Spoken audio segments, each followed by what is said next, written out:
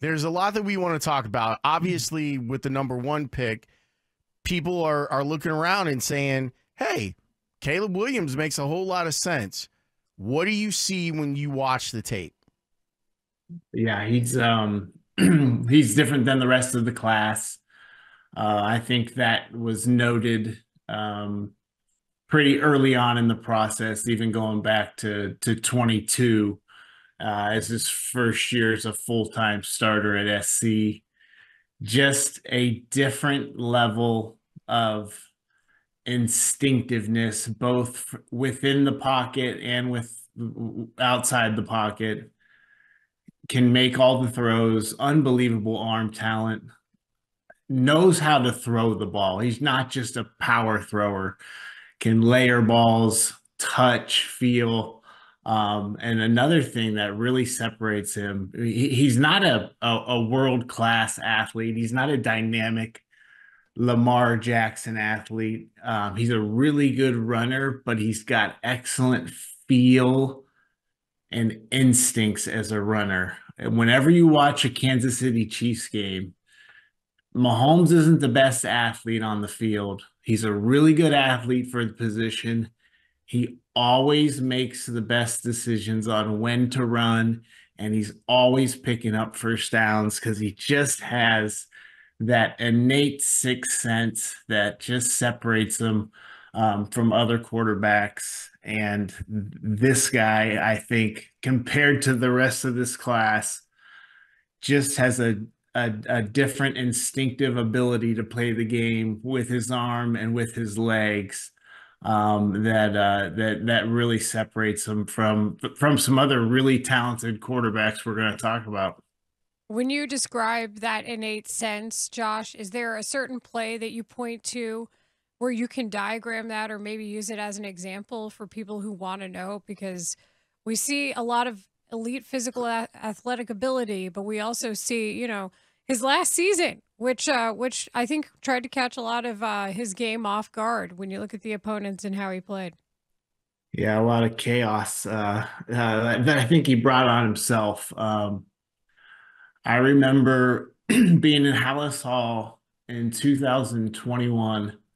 I've brought this play up on 670 The Score on a previous appearance with Spiegel.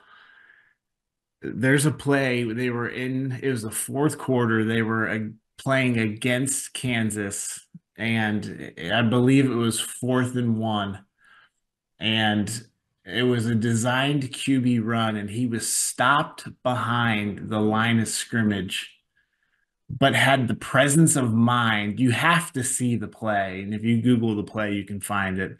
It was from his when he was at Oklahoma against Kansas. He had the presence of mind to find a teammate and hand the ball off to that teammate who was completely unaware that he was about to get the ball. Caleb was about to go down, turnover a down. It was about to be a turnover of downs, and Kansas was about to get the ball back, and it was a one-score game.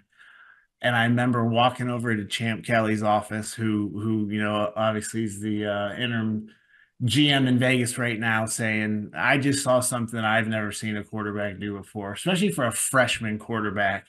It's just that instinctive wherewithal. Some guys have it, some guys don't have it, and he has it. Plus, he has outstanding physical qualities that are going to allow him to excel in the league as well." We were talking to Adam Haugh earlier on, and it was interesting. He looked at it from a different risk management standpoint and just praised how high Caleb Williams' floor is. Do you concur with that? That even as we get tantalized by all of the special stuff, that if you draft him, do you know at the very, very least you have a good NFL starting quarterback? Yeah, that's easy for me to say. Even if you um, take away some of the special, as long as you have conviction that he's coachable. I mean, that's the biggest thing. We're sitting here talking about tape, and that's just half of it. You're drafting the quarterback for your franchise. you're hiring the CEO for your team. So there's that whole other aspect of it. So from just the tape standpoint, from his ability to play within the pocket, all the different throws he can make, the ability to extend plays, he's got very good pocket feel and very good pocket presence. All those at a minimum will allow him to be a successful NFL quarterback. Josh, when it comes to looking at actual like in game and game situations, how much weight do you put on that?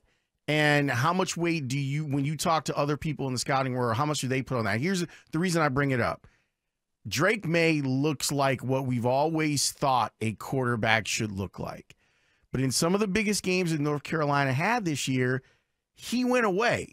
So I'm wondering, how do you guys value any of that when deciding if a player can make the jump from college to pro? It's enormous, Laurence. I mean, to me, that's what scares me about Drake Maye. He's built out of a machine that produces NFL quarterbacks.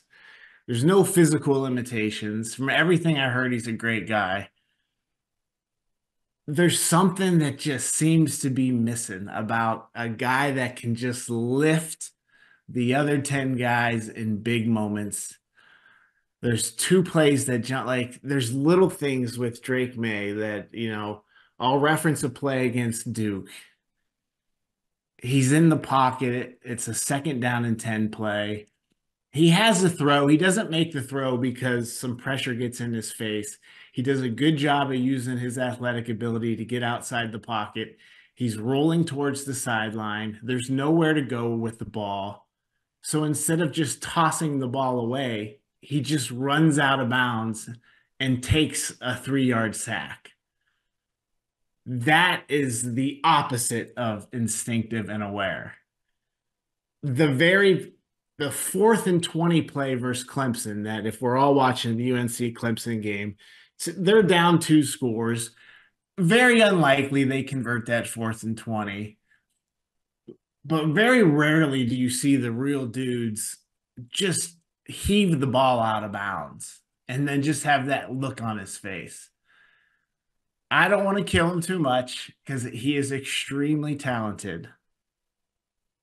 The more I watch, the more I'm concerned that he might be missing whatever that is that Joe Burrow has. Joe Burrow is not the strongest armed quarterback in the league. He's not the best athlete. There's something about him. There's something about Patrick Mahomes. There's something about Tom Brady. I just feel like it might be missing from Drake Maye.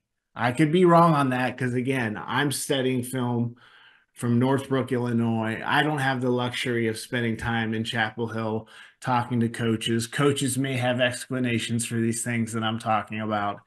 It's just my gut sense. The more I talk to media people about Drake Maye, I feel like there's more excitement. The more I talk to people who evaluate tape for a living inside NFL buildings, the more reluctance and the more hesitation I hear around Drake Maye's name. I do think, again, you're talking about a guy that doesn't have a real low floor because of his ability to throw the ball vertically downfield. He's a good athlete for his position, and he does show that he can play off script and create plays when things break down. So I do think you're talking about a guy that will be a successful starter in the NFL. But are we talking about Jared Goff, or are we talking about Josh Allen or Justin Herbert? Huge difference.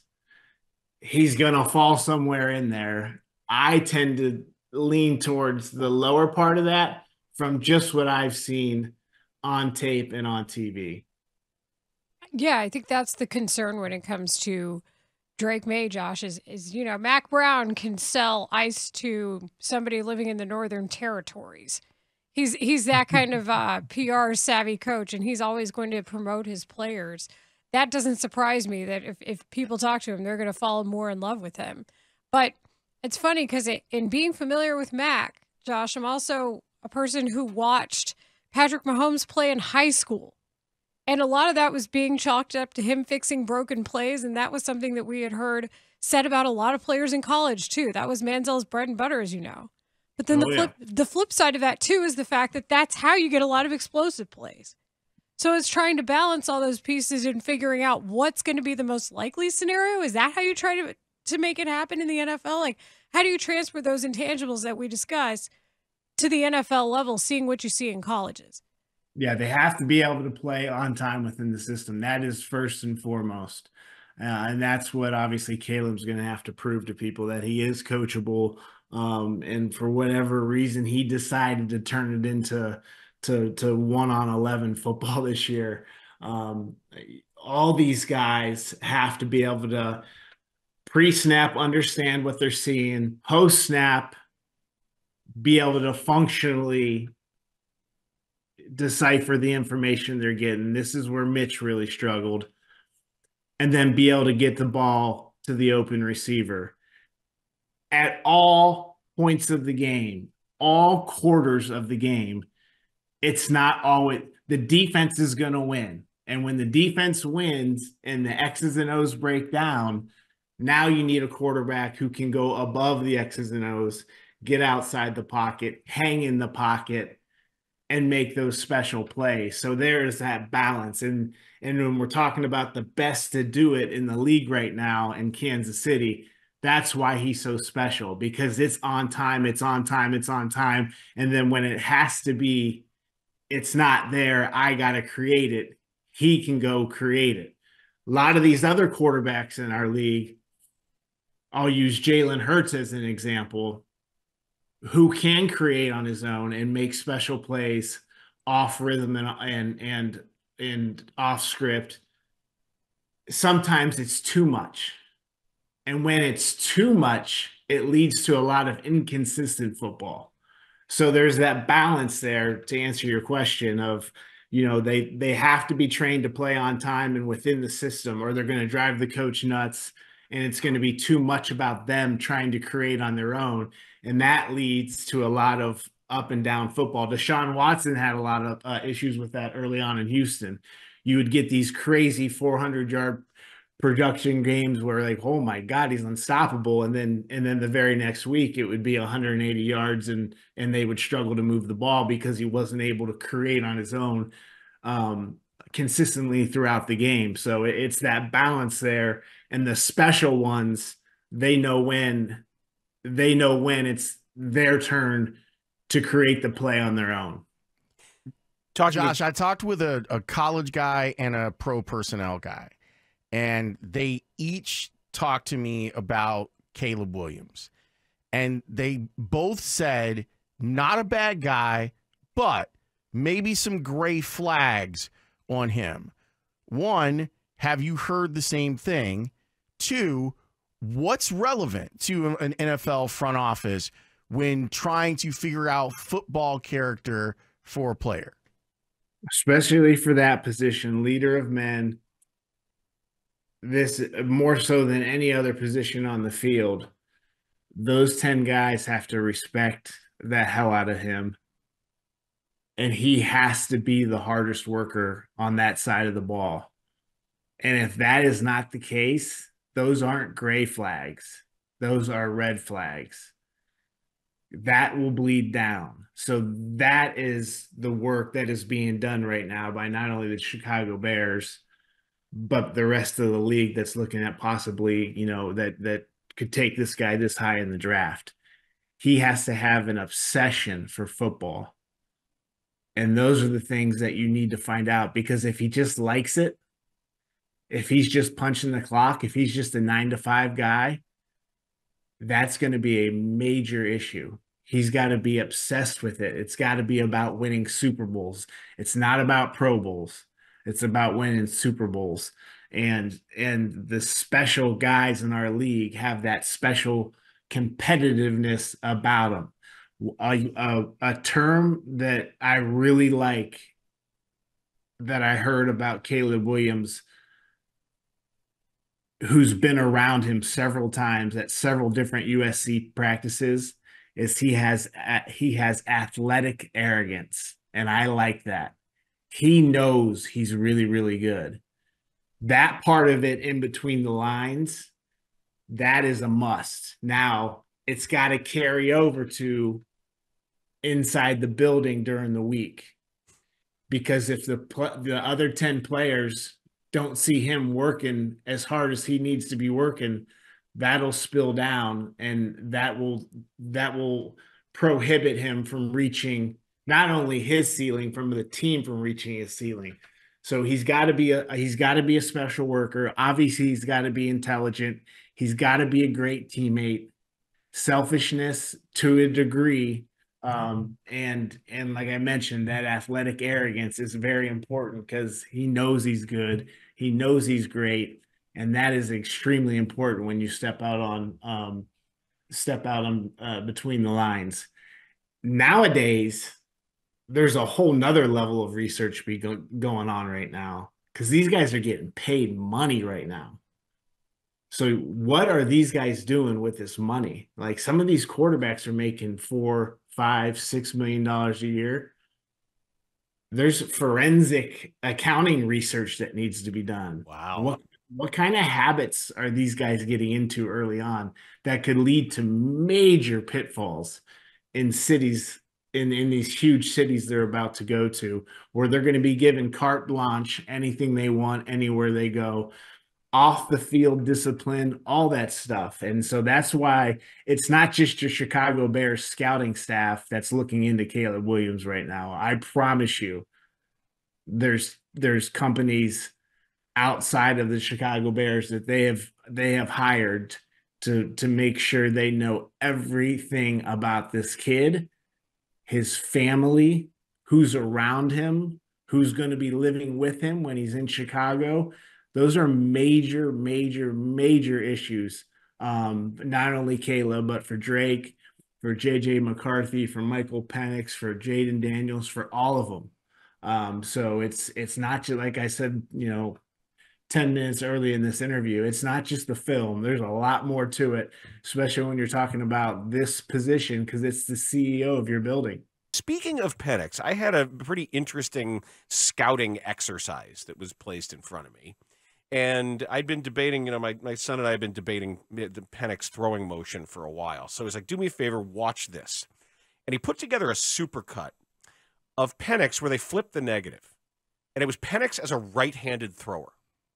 And I actually found it really helpful to adjust for what my schema is for a passer, and to say, okay, this is what it is were he a righty, and take away my Tebow images that I get sometimes. And ultimately I said, okay, sometimes it's still a little too whippy, but it's better than I thought it was. Like, I needed to see that.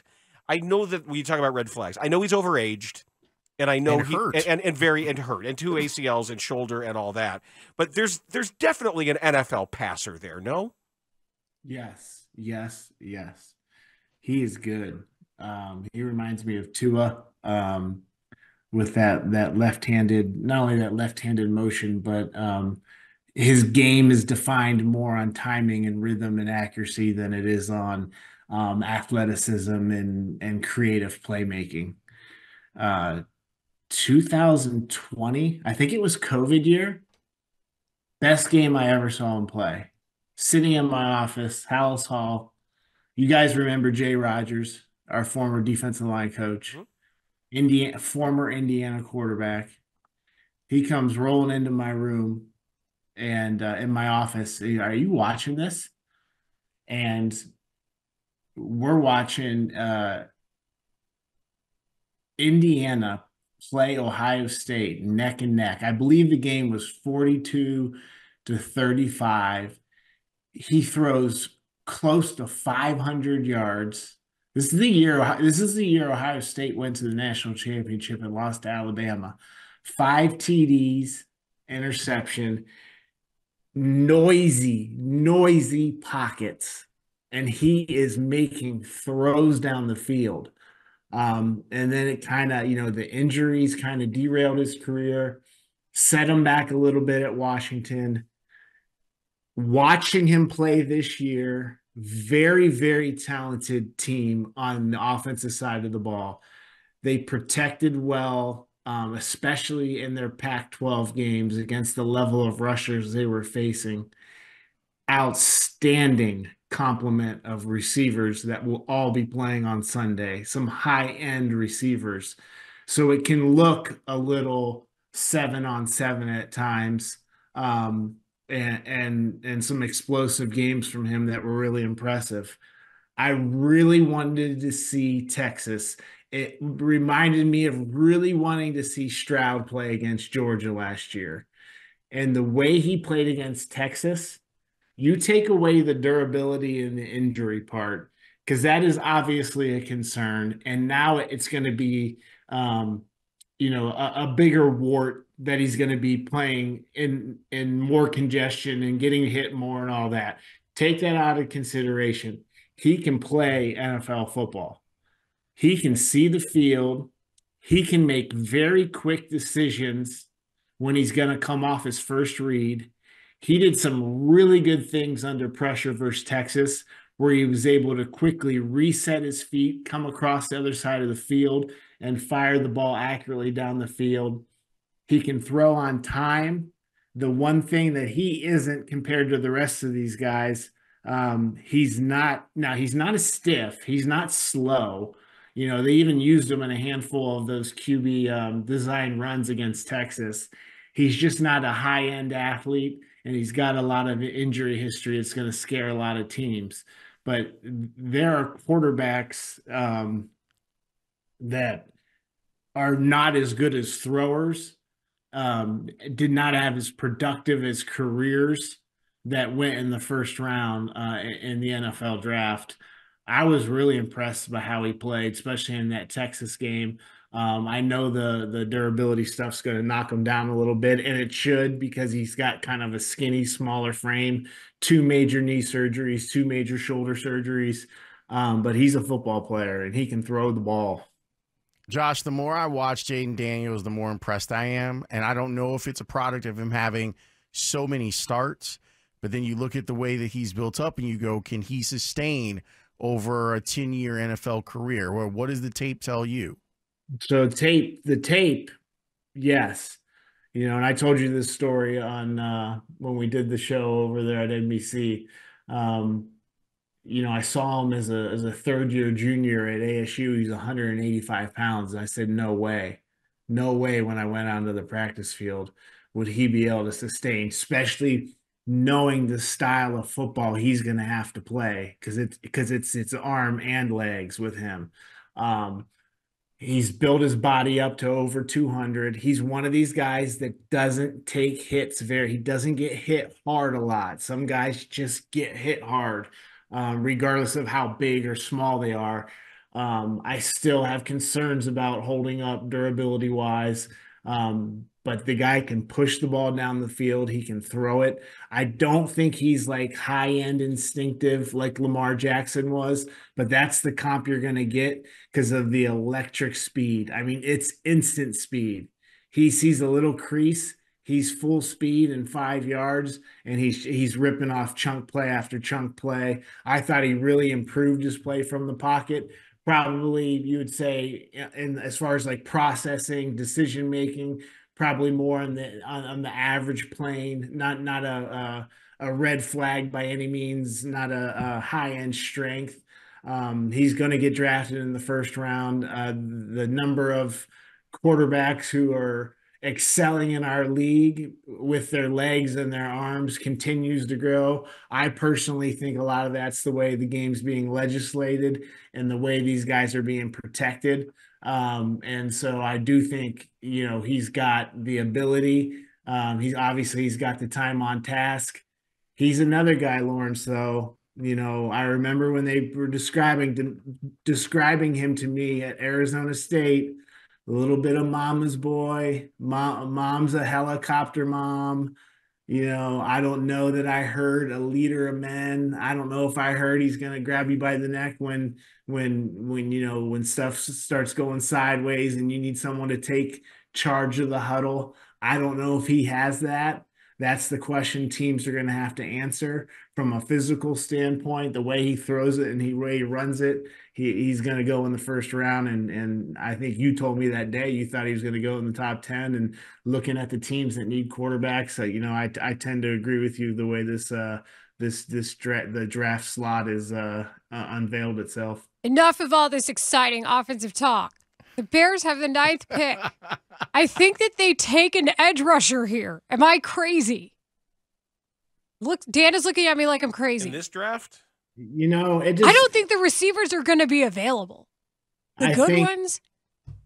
I think they will, even though I think this roster's much further ahead than a lot of people think it is, they will absolutely stay true to taking the best player available. You would hope Leila, it was an interior guy.